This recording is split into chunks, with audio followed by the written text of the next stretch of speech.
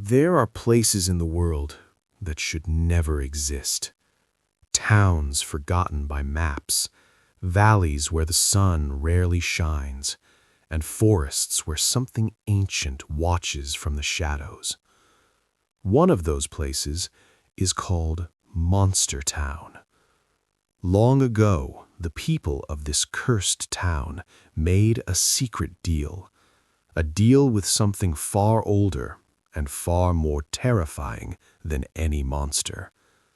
A deal with the devil. For years, the people believed the curse was over. The monsters had retreated into the forests, the witches disappeared into the mountains, and the gates of the valley were sealed once again. Life slowly returned to normal. Children played in the streets, farmers worked the fields, and the people tried to forget the horrors that once ruled their town. But in Monster Town, evil never truly dies, it only waits. Beneath the ruins of an ancient cathedral, buried under centuries of dust and bone, something began to wake. Among the people of the town lived a man named Arlen. Arlen was not a hero. Heroes rarely survive in Monster Town. Instead, he was a hunter, a man who spent his nights stalking the forests beyond the town walls. Wolves with glowing eyes, creatures that crawled through the fog, shadows that whispered in voices that were not human. Arlen hunted them all, not because he was brave, but because someone had to. And lately, the forest had become very quiet. One night, something changed. A sound echoed through the valley, a roar so powerful it shook the rooftops of Monster Town. It was not the cry of a wolf, not the scream of a beast. It was the roar of a dragon. The sky turned crimson, and the moon hung above the town like a bleeding eye. Arlen looked toward the mountains, and for the first time in years, he felt fear. Far beyond the forest, hidden among jagged black cliffs, lived the witches of Black Hollow. Their leader was a woman named Mara. Mara had watched Monster Town for many years, waiting, listening, studying the ancient magic that protected the valley. When the dragon roared, Mara understood immediately. The ancient seal that protected the town was beginning to break. And if the seal broke completely, something far worse than monsters would awaken beneath the earth. That same night, Arlen was returning from the forest. The streets of Monster Town were empty. The wind carried the smell of smoke.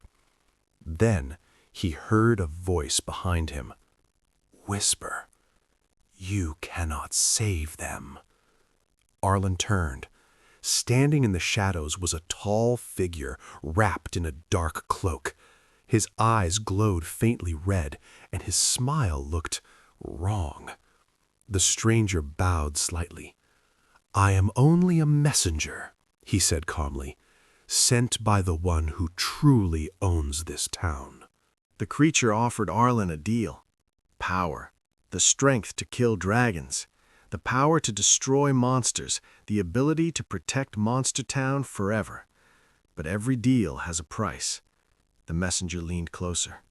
Your soul. Arlen looked toward the houses of the town, the frightened families, the children who had no idea what was coming.